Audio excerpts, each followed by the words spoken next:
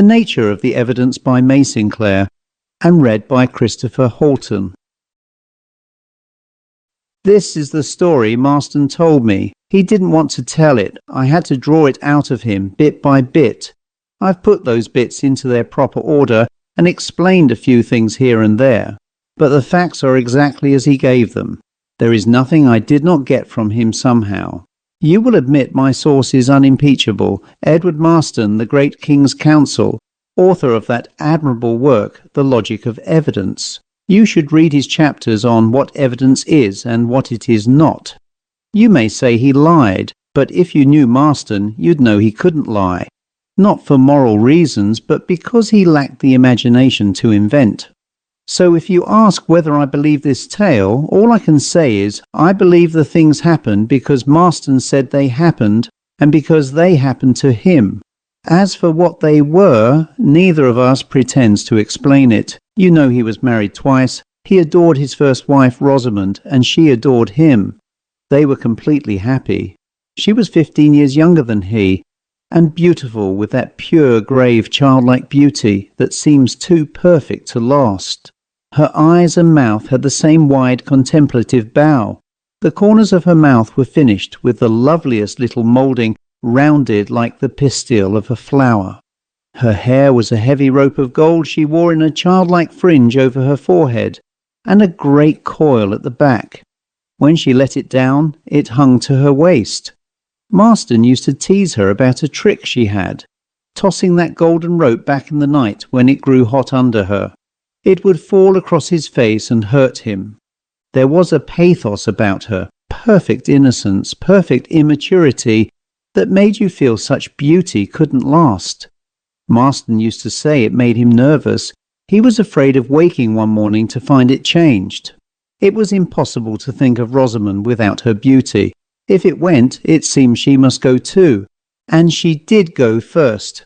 For a year afterward, Marston lived dangerously close to collapse. His work alone saved him. He had no consoling theories.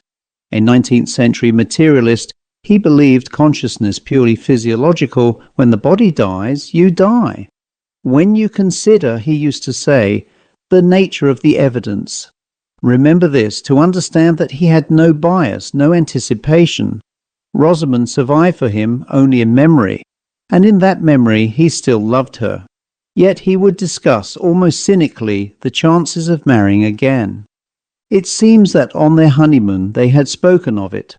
Rosamund, hating to think of his being lonely if she died, had said she wished him to marry again, if he married the right woman.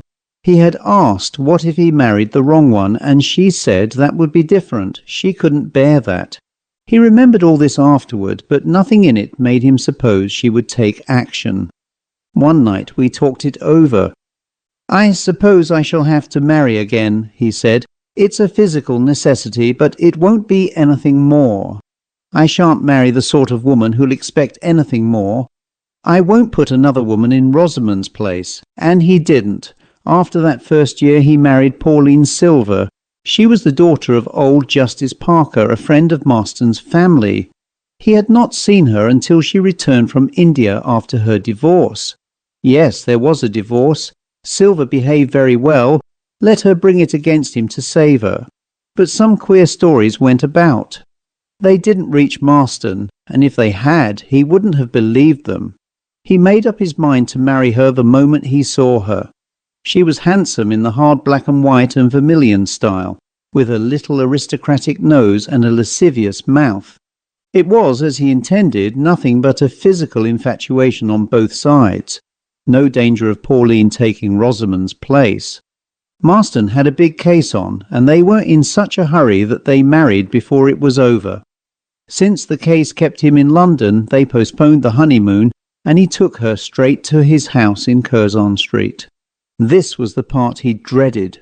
The Curzon Street house was Rosamund's house, their bedroom especially, and his library. Rosamund loved the library because it was his room. She had her place in the corner by the hearth, where she would sit quietly while he worked. Fortunately for Marston, Pauline took a dislike to the library at first sight. "Brrr!" she said. "There's something beastly about this room, Edward. I don't know how you can sit in it." "You needn't," he said. "I certainly shan't." She stood on the hearthrug by Rosamund's chair, looking handsome and vividly physical. He meant to kiss her, but something stopped him, as if something had stepped between them. He supposed it was the memory of Rosamund vivid in her place. Pauline never wanted that quiet intimacy. She didn't even understand it. He saw he would be left alone with his memory. But the bedroom was another matter. Pauline made it clear she must have that room. There was no other suitable room. His own little back bedroom was impossible. He wished he had sold the Curzon Street house, but Pauline was enchanted with Rosamund's room. The wide southern windows, the 17th century walnut furniture, the Bokhara rugs, the deep blue curtains lined with purple, and the great bed covered with the purple counterpane embroidered in blue. Marston insisted on one thing. He must sleep on Rosamund's side of the bed, Pauline on his old side. He could not bear Pauline's body where Rosamund's had lain. He lied about it, pretending he had always slept next the window. I can see Pauline moving about that room, looking at everything, looking at herself in the mirror that had held Rosamund's rose and gold, opening the wardrobe where Rosamund's dresses had hung, sniffing up the faint flower scent, not caring, letting her own stronger scent smother it, and Marston, who cared abominably, growing miserable and excited as the wedding evening went on. He took her to the play, perhaps to get her out of Rosamund's rooms.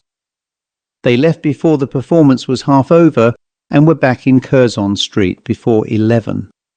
It wasn't much past 11 when he went to her room. Remember, his door and hers faced each other across a narrow landing. Anyone standing at her door would be seen the instant he opened his. Marston swore there was nothing there when he opened his door, but when he reached Pauline's he saw Rosamund standing before it, and he said she would not let him in. Her arms were outstretched, barring the way. He saw her face, utterly sweet and utterly inexorable. He could not pass.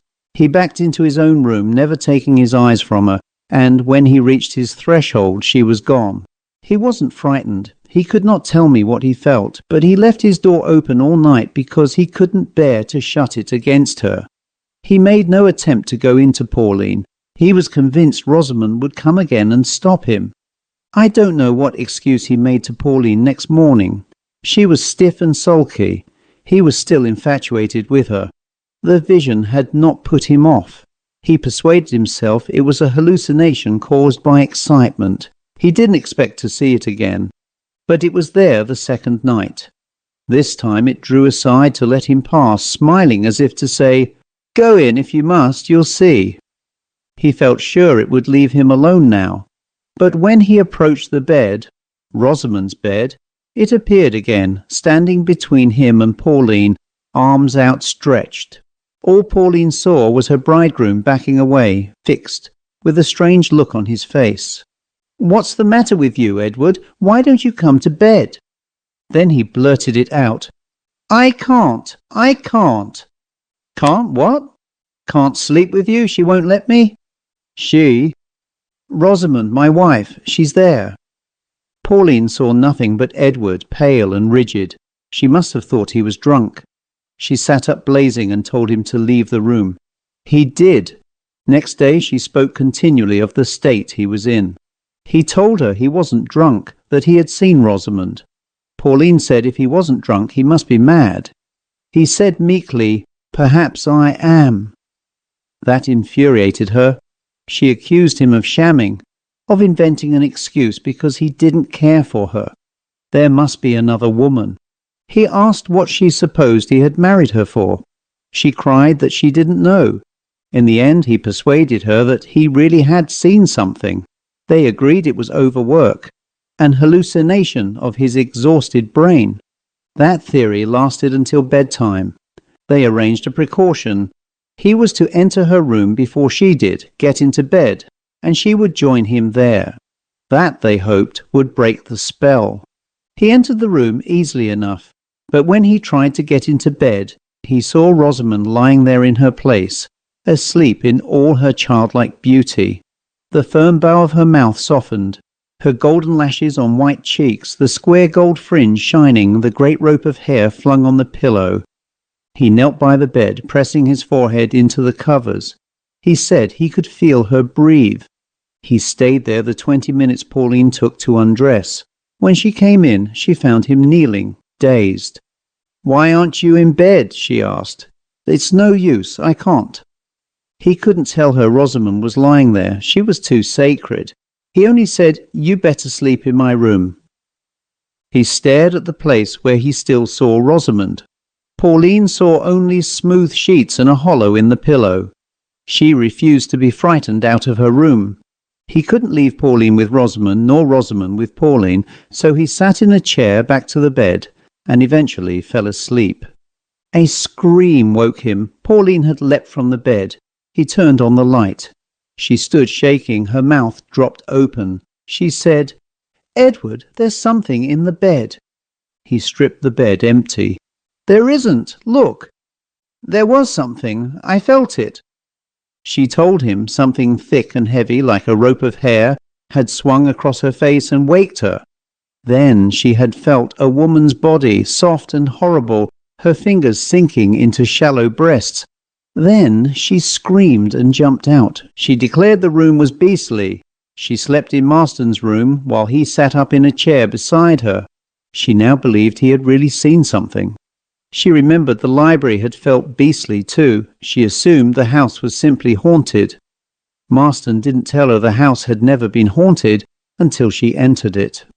The fourth night she went to a spare room on the top floor, Marston to his own. He was too restless to sleep. Instead he sat dressed, reading with a queer sense something was going to happen. After midnight the doorknob turned softly. Pauline came in silent, wearing nothing but a transparent white chiffon gown. Her hands trembled as she fumbled with its fastenings. He stood up. They stared at each other, saying nothing. Her beauty at that moment was overpowering. Then she broke the silence. "Oh, Edward, for God's sake, say something. Oughtn't I to have come? Are you thinking of her? Because if you are, I'm not going to let her drive you away. She'll keep on coming as long as we don't. Don't you see this is the way to stop it? When you take me in your arms." She slipped the gown from her shoulders and it fell. Marston heard a queer sound from himself. They were reaching for each other when the door opened again without a sound, and without any visible passage. The phantasm was there. It came fast, thin at first like a shaft of light sliding between them, then taking full form. It did not beat with hands. It simply exerted a force that drove them apart. Pauline, not seeing it yet, thought Marston was pushing her away. She cried, Don't push me away!" She stooped under the phantasm's guard and clung to his knees, writhing. For a moment it was a struggle between her living body and that still supernatural being. And in that moment Marston realized he hated Pauline. She was fighting Rosamund with gross flesh, taking a mean advantage over the discarnate heavenly thing. "It's not I!" he shouted. "Can't you see her?" Then Pauline saw and dropped, crouched on the floor, trying to cover herself. This time she gave no cry. The phantasm withdrew toward the door, looking back over its shoulder at Marston, trailing a hand as if signalling him to follow. He went after it, scarcely aware of Pauline's naked body clutching at his feet, dragging itself after him like some blind creature. She must have risen at once and followed to the landing, for as he went downstairs behind the phantasm, he saw Pauline's face above the stairhead, distorted with lust and terror. She watched them descend the last flight, cross the hall, and go into the library. The door shut behind them. Something happened in that room. Marston never told me what, and I did not ask. But it finished everything. Next day Pauline fled to her own people. She could not stay in the house because it was haunted by Rosamund, and Marston would not leave it for the same reason. She never came back. She feared Rosamund, and she feared Marston. And if she had returned, it would have been useless. Marston was convinced that any attempt to reach Pauline would be stopped. Pauline felt that if Rosamund were pressed, she might appear in an even more terrifying form. She knew she was beaten, and there was more. Marston tried to explain that he had married Pauline on the assumption Rosamund was dead, but now he knew she was alive. She was there. If he had Rosamund, he could not have Pauline. Rosamund's presence annulled the contract. Something did happen in that library. Marston once let something slip. We were discussing one of Pauline's later love affairs. "Poor Pauline," he said. "She thinks she's so passionate."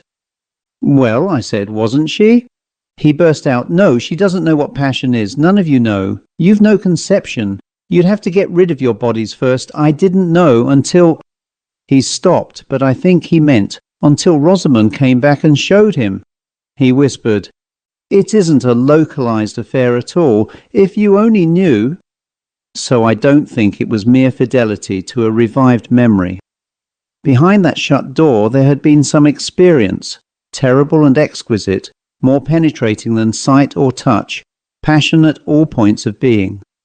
Perhaps its supreme moment came only when her phantasm disappeared. He could not go back to Pauline after that. The end.